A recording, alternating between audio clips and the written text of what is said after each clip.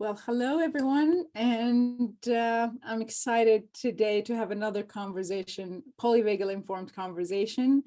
My guest today is Amy Stenger-Sullivan. I hope I didn't butcher that. No, you didn't. Yeah, I'm glad because I'm used to calling you Amy, and I think it's the first time I really read your last name out. Amy is a clinical counselor and a trainer, and Amy is also a trainer in the Deb Dana's Foundation of Polyvagal Informed Practice, and that's how we got to know each other, first by being in the training and now as being colleagues. And I'm so happy to have this conversation with you, Amy. Welcome. Yeah, me too. Thank you. Yeah, can you let us know a little bit more about whether your work or how did you come across polyvagal theory, which is we all love to talk about. Right, right.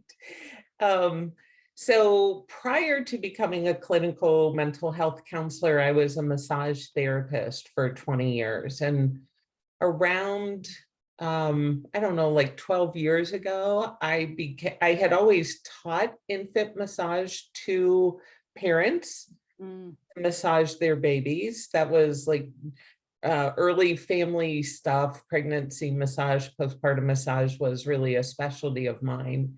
And many years ago, I became the owner of an infant massage training company. I purchased it from somebody else. And when I really went deep into the information that she was sharing, that's where I found the polyvagal theory. And it immediately interests me, I think, because it's founded in our nervous system and in what happens in the body. And that's where my interest lied at that time as a massage therapist. And really, they were using the polyvagal theory as the science behind how babies attach to their caregivers, and looking specifically at the cues, because obviously babies don't have language, so verbal language, so their language becomes their cry, the tone of their cry, their facial expression, their body movements. You'll even see little ones really just kind of extend a hand and ask for space in that way. So I really started to focus in on how could we help parents read the body language of their babies, because that was being informed by their nervous system, if they felt safe or not, if they were ready to share eye gazing and have connection, or if they sort of needed a timeout from that. And so as I learned that, and I'm learning the cues that babies give, it kind of hit me between the eyes, like, oh my gosh, I do some of these things. Like I will drop just the baby stuff. Right. I will drop eye contact when I felt like I had too much, or I feel overwhelmed. I will create space. My body tenses, all of our bodies tense in very similar patterns to babies. We just notice it in our babies more, perhaps because we're constantly tending to them, hopefully tending to them. Yeah. Plus, they don't have the language to express. Their language is their body movements, their facial expression, and the tone of the cry or verbal, the what does Deb call them? Verbal bursts. They might not be crying, but their laugh sounds different in different situations. And so becoming attuned to that. So first I noticed what I did with my eye contact. And then I started to realize, oh my gosh, I grew up in a home where a harsh tone of voice was used to indicate displeasure, something better change or be different. And also that I use that tone of voice with especially my immediate family, which isn't nice, but it was my nervous system saying something's not quite right. Yes. And once I realized that, I started on a path of discovering how I could use the information from the polyvagal theory to adjust my behavior. So I would be a more open human being, that I would be more receptive to people, that I would show up differently as a parent. Yeah, that's it's amazing, you know, sometimes when we're looking at kids, and I remember reading this as my kids were younger, is that babies are like a species on their own. Like, like we sometimes forget that they're humans, they're just little humans. And so we assume things about babies that we might not assume things with, you know, adults. And there's always this, which I'm glad that I've never did, but I know a lot of parents do, because it was the advice of like letting babies cry to sleep and all that. It's like they are little humans, and if you see an adult crying, you wouldn't let them, okay, go cry and till you're well, and then we can speak. So it's that. I'm curious, and I about, from a polyvagal perspective of, you know, even before birth in utero, how is the, you know, the nervous system is developing. And I know it's usually the last 2 months, if am I correct in that, where it, Well, interestingly enough, the first two things that start to form when a baby is conceived is the nervous system and the skin. So it's like, what's gonna, the system that's gonna make this baby grow and develop, and then its container. yeah, So they're both formed from the same embryonic layer, the ectoderm, that, and then once that container and that intelligence of the nervous system is created, it then starts to develop the rest of the baby. So the nervous system is on board early, and the sympathetic nervous system is active at about 32 weeks in utero. okay. So around, you know, 40 weeks is really 10 months, but who's counting, you know, so around the 8-month mark, the baby is more responsive in, you know, what it hears outside of the womb, or what's happening for mom. The baby has a separate nervous system response than mom does. Yeah. And then that continues. So we're born without our nervous system being fully developed, just like everything in our body continues to develop. And then eventually we hit that tipping point where it starts to deteriorate. Yes. But yeah, it's like everything is continuing to develop. And there's a process called myelination. So myelin is a protective sheath around all of our nerve fibers. And when we're born, it's started, myelination has started, but it's really in the first year, even up to 3 years, where that sheath continues to develop. And that protective coating helps our nerves send clearer messages and communicate with each other more clearly and effectively. Let's I was intrigued by, you know, of course the nervous system is from day one, and also it cannot, you know, it's amazing that our skin is actually part of our nervous system. It comes from the same but in development, and of course I think baby's development, or in utero, if it's following the hierarchy of the nervous system. So the you said the sympathetic kind of is developed Yeah, so functionally it's developed. Yeah, so like the anatomy of it, and then the physiology starts to come in. It's and the dorsal, so the dorsal would be the first one that starts developing with around. Yeah, so the nervous system as a whole is always growing. So the parasympathetic pathways, which include both the ventral and dorsal responses, is active too, but it continues to develop, because it's what really helps that develop once we're born is our co-regulation. So there are things that help that myelination process, like skin-to-skin contact, infant massage. So, you know, massaging the skin affects the nervous system in a way again, as long as that touch is positive and welcome, Yeah. it helps that myelin grow so the nervous system as a whole, both sympathetic and parasympathetic, become more effective. Okay. Yeah. I'm wondering as how, you know, everything that happens to us, and you talk about co-regulation, kind of shapes, and that's Deb's or how our nervous system is shaped and developed and affects almost everything we do.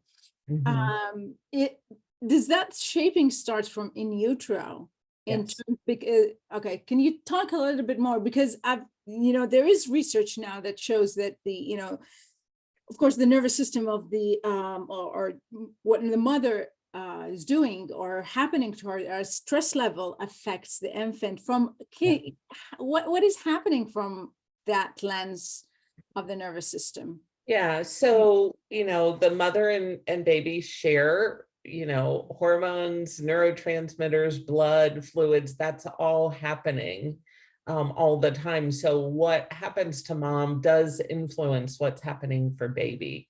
So given, you know, her relationships, her stress level, her food intake, it's not that it's putting like this massive permanent mark on the baby unless it's something major, right? But it does influence the baby. I think the reverse can happen too. You know, that I remember when I was pregnant with my oldest, and I just felt like I was at a very high spiritual level. I was doing exactly what I was supposed to do in my life for the first time. When I was carrying her, there was just this real calm. And I remember my mom saying to me, you're nicer now that you're pregnant. And I was like, I don't know if it was the mix of hormones or just that I had that sense that this was the right thing. But I do think it's a reciprocal relationship. It's not just what mom's doing, you Oh, know, that yeah. affects the baby, but also if the baby is ill or needing something or the pregnancy is not going well, that reciprocal relationship happens as well. So, you Yeah. know. So from that, I was in a conversation last week about, you know, kind of being how sometimes people are more prone to, you know, their home away from home being from to dorsal and or sympathetic or being in a free state, and sometimes you know, babies feel different, and Yeah. I'm wondering is how much of that is being, you know, shaped in utero. Of course there's a lot of things, Yeah. and by no means what I'm saying is, you know, it's everything is the mother's fault, but Right. it's also interesting that even as traits that it could start to develop from that. Of course, nurture after has a big role, and Right.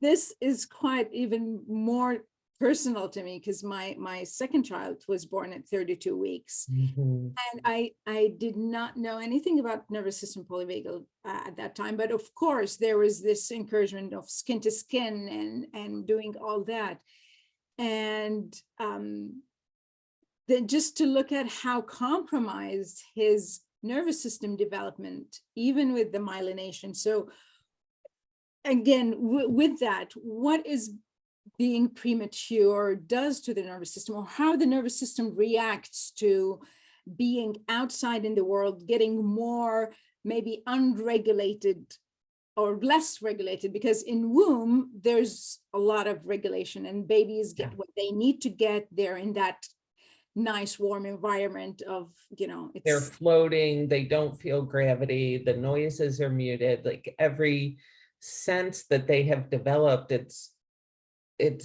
muted. There's a softness to it, and then we get born, what and happens. suddenly we're in air, we're feeling gravity, we have more space, which can be scary, right? Where babies are kind of almost shaking and that kind of thing. And in terms of preemies, I mean, they've done such incredible work around sort of recreating the womb to the best that they can for premature babies, where again, we're really pushing kangaroo care, so they have a sense of closeness with us, and they have that sort of physical boundary that we have in the womb that we don't have sort of in open air.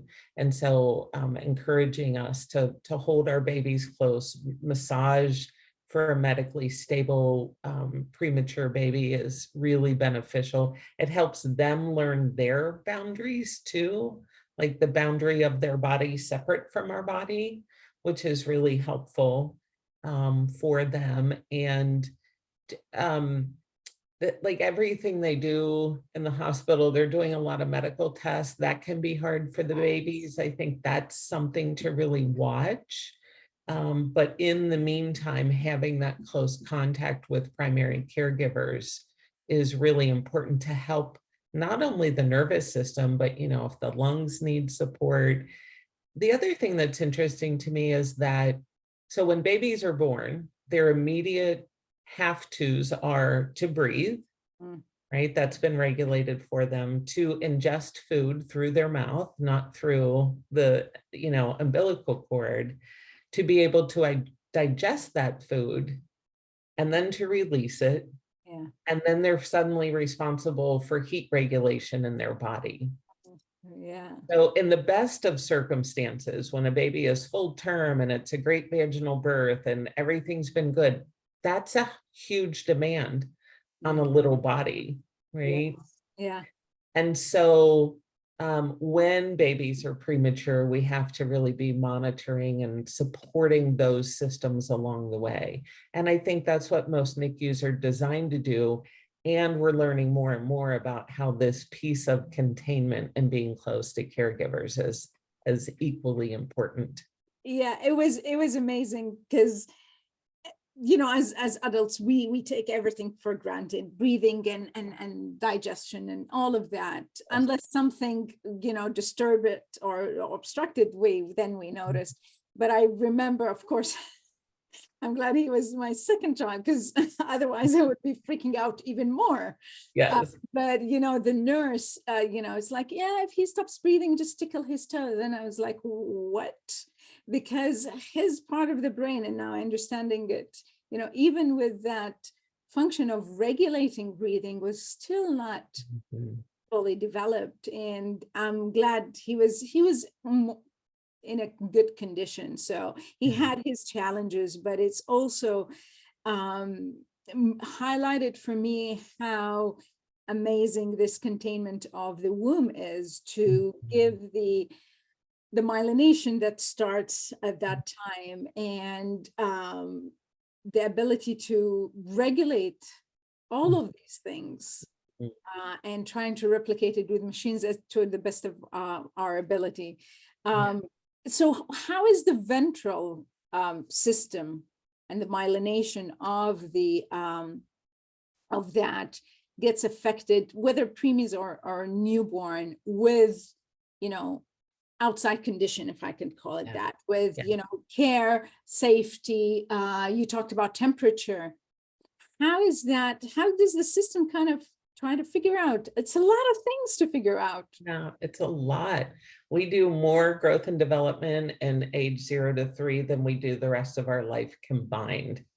Wow. Right. And it's amazing what the human body does. So, you know, the ventral system, really, we're looking at co-regulation, regulation into ourselves, and regulation with whatever brings us awe.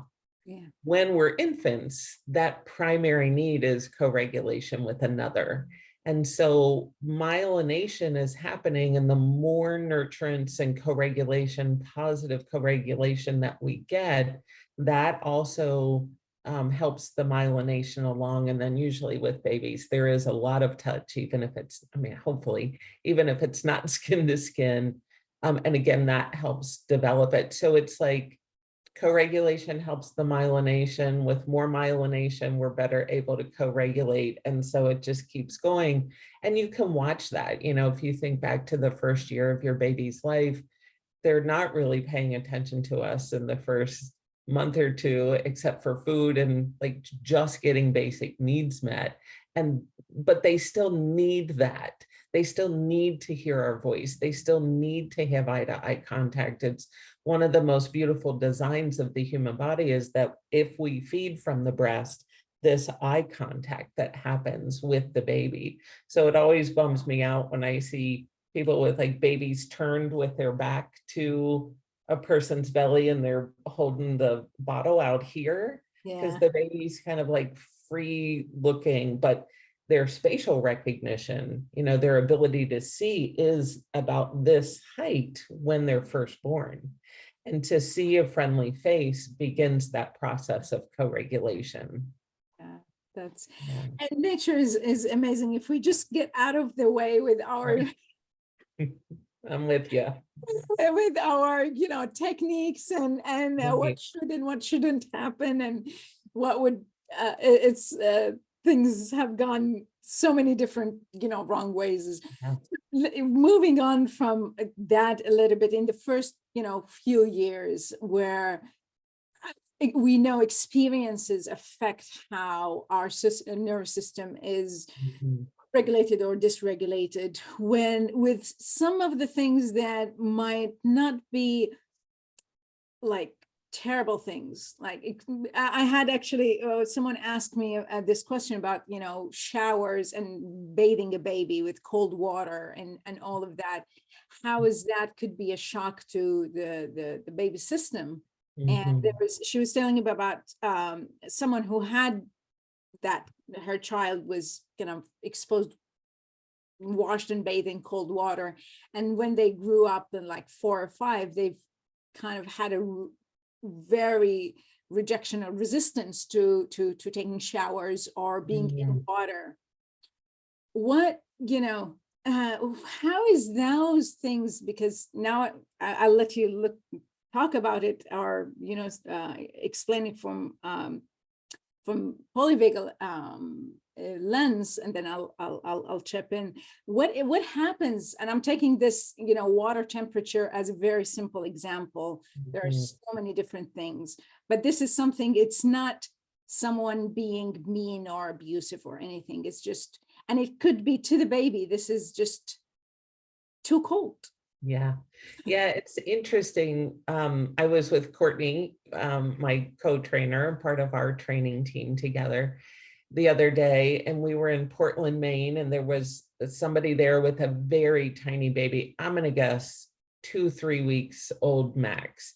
And it was on the cooler side. And this little baby didn't have a hat on. It had like long sleeves and long pants and socks. And I was like, oh my gosh, I just think that baby is cold. And like both of us were kind of like, oh, I hope it's okay, what's happening. And then I was like, I hear these stories of like people in northern parts, colder climates where they put the babies outside to sleep, like on a screened porch or something, that not the adults, but the babies sleep out there. And of course, I think they're all bundled up. So maybe it's just the cold air they're breathing.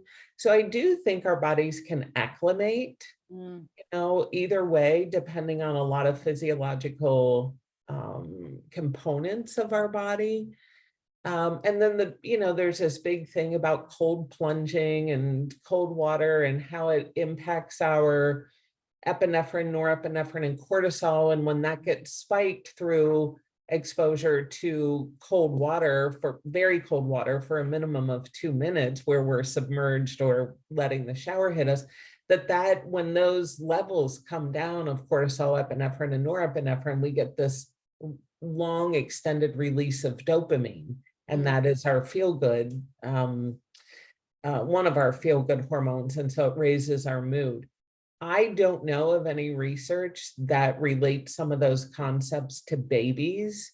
And as a whole, I'm not really good with anything that somebody says, this is the right way for everybody, because every nervous system is different. Even as we're born anatomically and physiologically the same, with our nervous system, our life experiences inform that.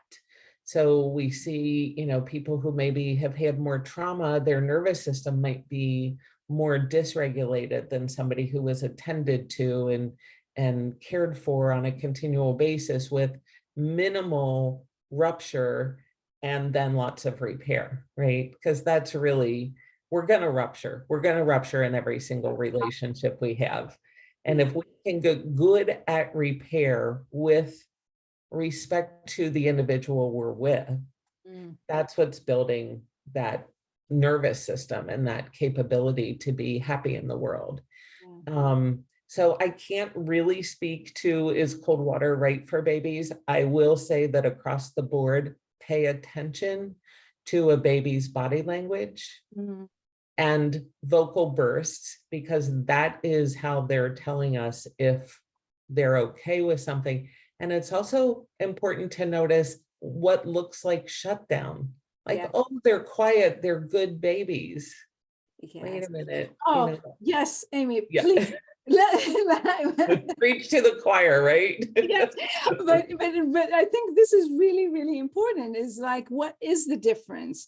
Because what is different than from, you know, a happy, you know, baby. And I know the social engagement tells us a lot, but there's a lot of that might not be obvious to many from that shutdown. Yeah. How can you tell the difference? It's so fascinating, because I was talking to my 23-year-old daughter about this last night, and she was saying, I feel like a lot of my life I just was alone, and maybe I was anxious and afraid. And I just said to her, you know, the sense I got was that you were just self-contained, that you were okay playing by yourself. You didn't ask me and I pushed you away, and so you said, okay, I have to do this. I would just like be in the room with you. And if you started playing on your own and didn't interact with me, I might pick up my knitting or whatever, but it wasn't this sort of push away. The invitation for connection was always there.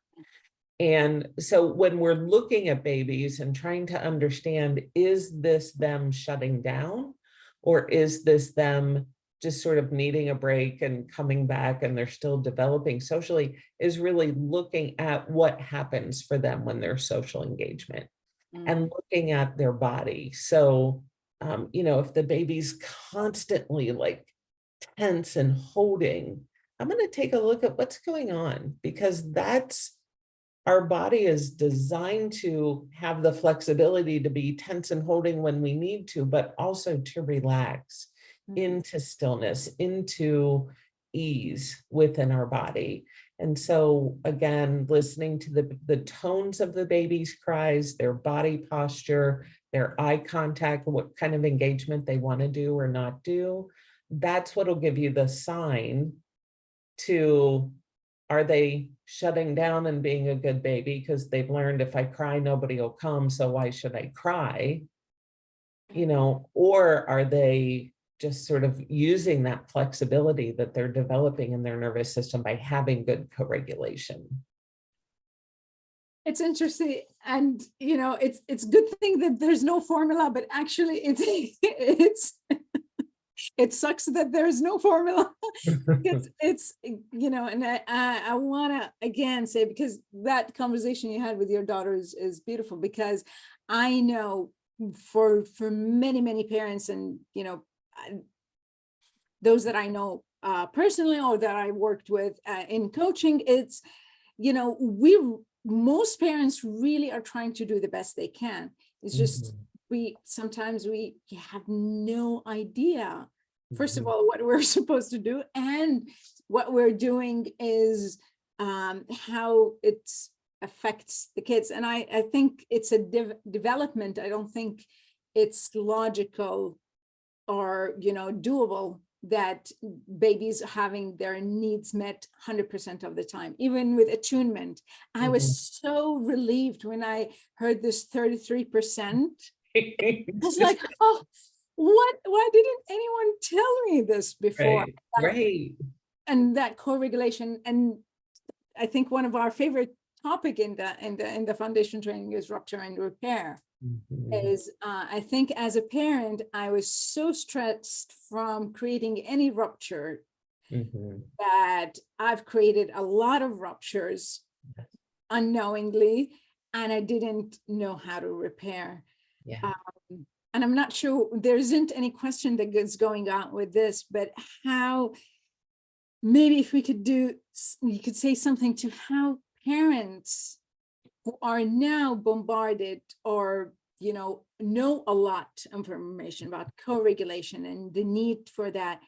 How can we also just sit back and relax a bit and enjoy that ventral co-regulation without something or someone letting us know that we're not doing what we're supposed to do and we're kind of ruining our children's So getting off social media, right? I remember when my kids were little, that TV show The Nanny was popular. Not Yeah.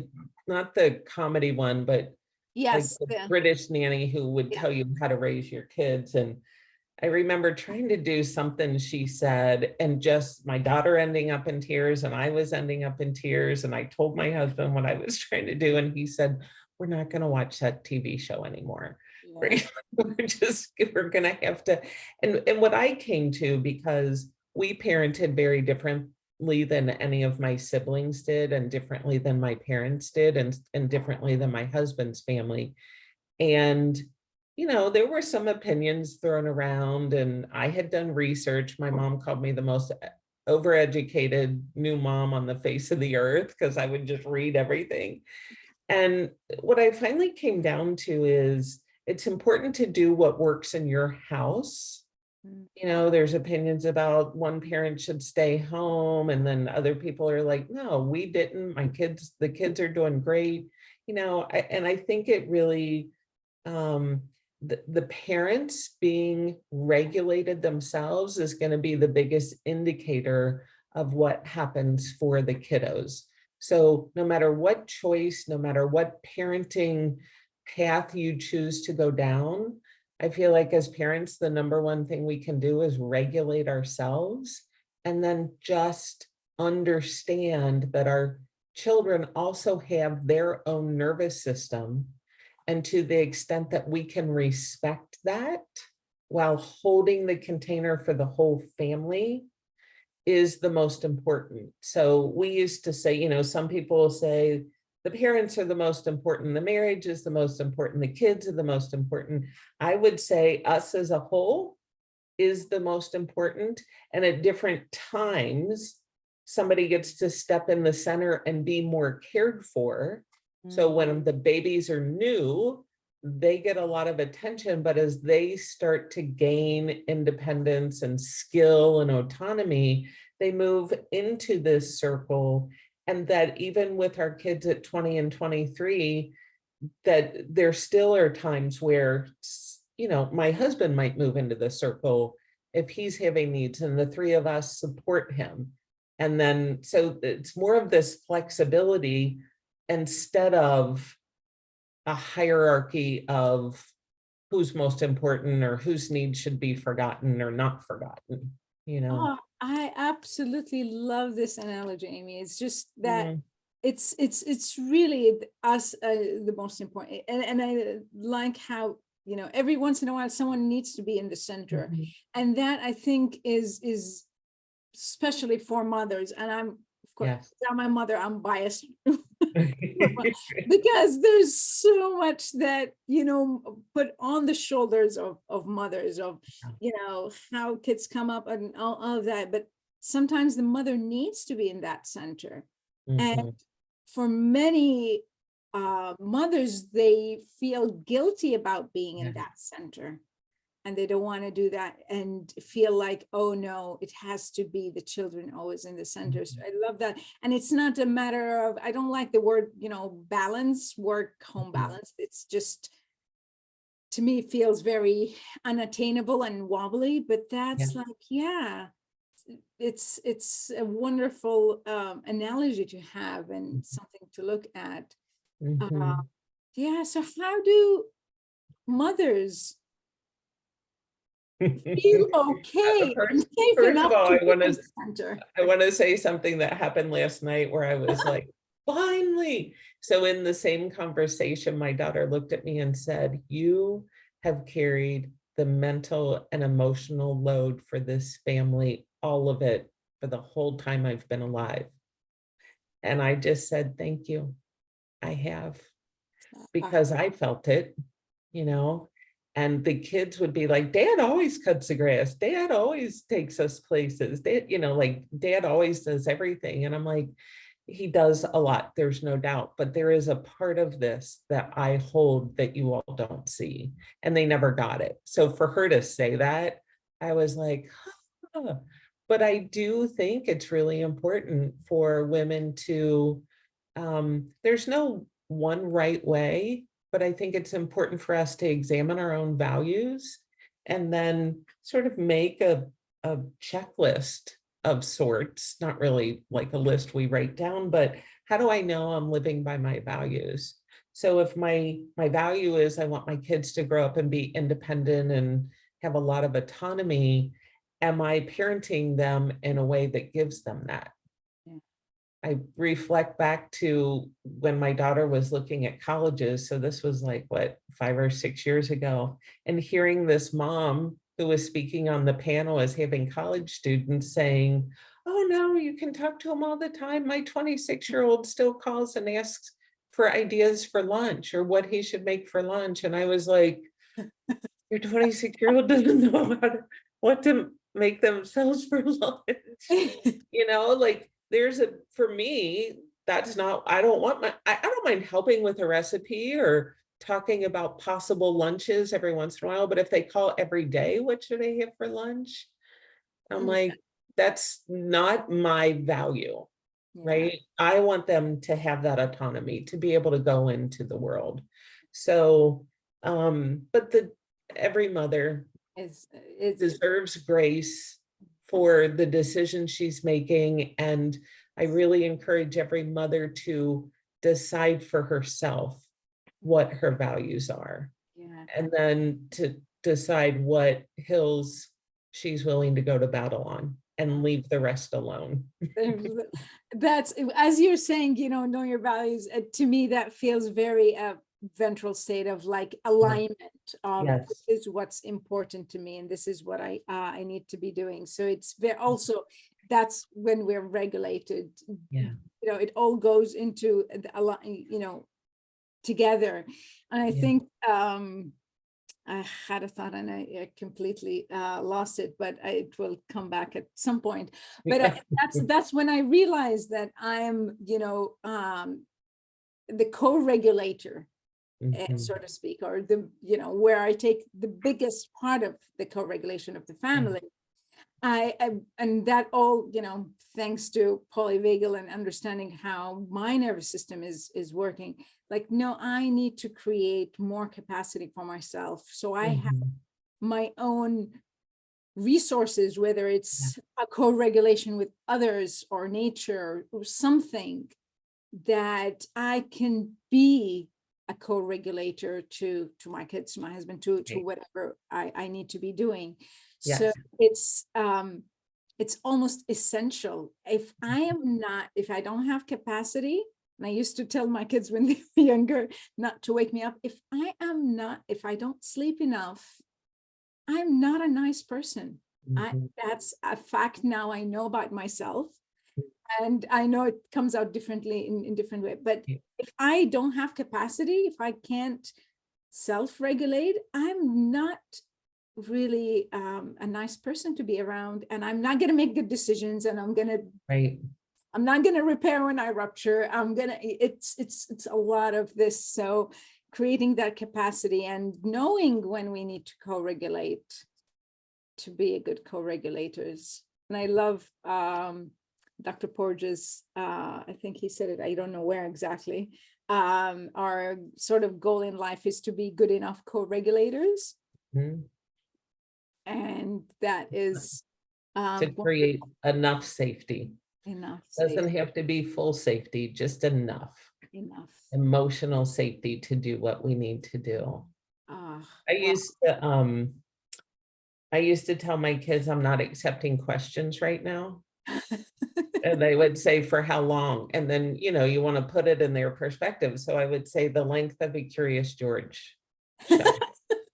just when you need that little bit of a break from like, please just let me cook in peace, or please just let me pay the bills in peace, or whatever. And as long as I would get back to them and circle back, they learned to respect that rhythm where I could simply ask for what I needed.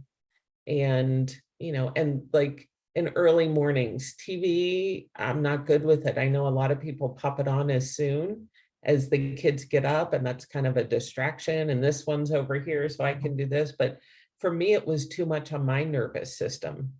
So we found some quiet music that we all liked. And then TV was only limited to, if you get everything done and you're ready to walk out the door for school, then you can watch something until it's time to go.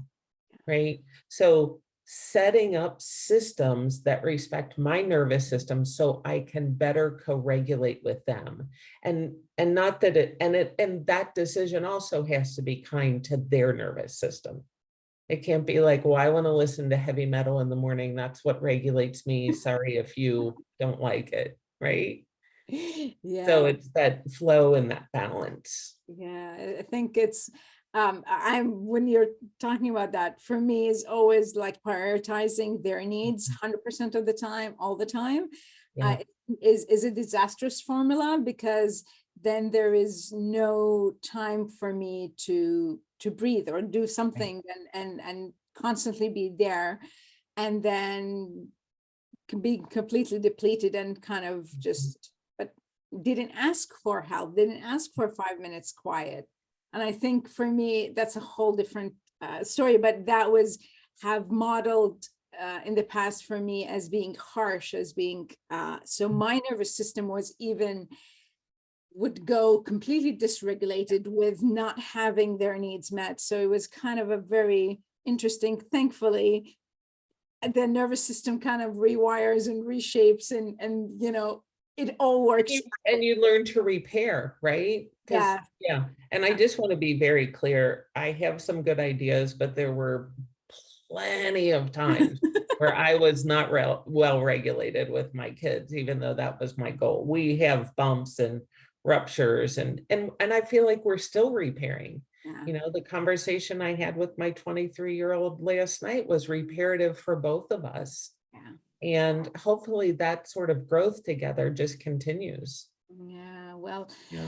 maybe time flies with the conversation, but I think that's, repair is always ongoing. And Yes. I think that's one of the things that gives me a sigh of relief. Yes. Because if it's not repairable, then I guess what are we doing? Yeah.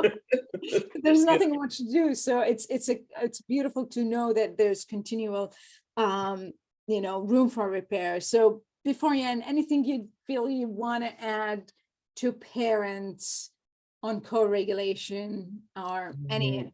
Yeah, just be really gentle with yourself. Know that you can regulate within yourself, and whatever it is that inspires awe in you, if that's God, however you name God, or art or nature, there are sources within and without, and also among other people. And to rely on that to help get us through, and to remember that their nervous system is probably more important than the kids, because the kids are going to follow it. Oh, yeah. Yeah.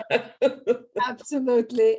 We could look at it as an obligation or an opportunity, right? So if we try to look at it as an opportunity, it's good. Yes, yeah, absolutely. Thank you very much, Amy. Thank you. Speak for another hour, but we'll leave it to that. Yeah. Another time. Thank you very much for being with us.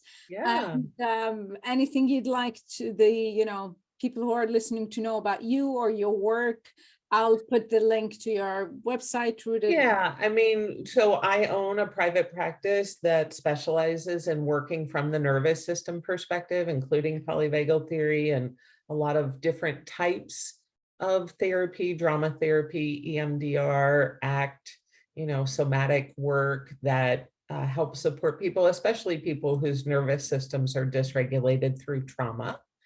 And, if we can be helpful in Ohio to anybody, we'd love to do it. Yeah. Thank you very much. And hopefully we'll hear more from you in the future and maybe Cool. meet you in person one day. I would love that. Yes. Yeah. Thanks a lot, Amy. Thank you.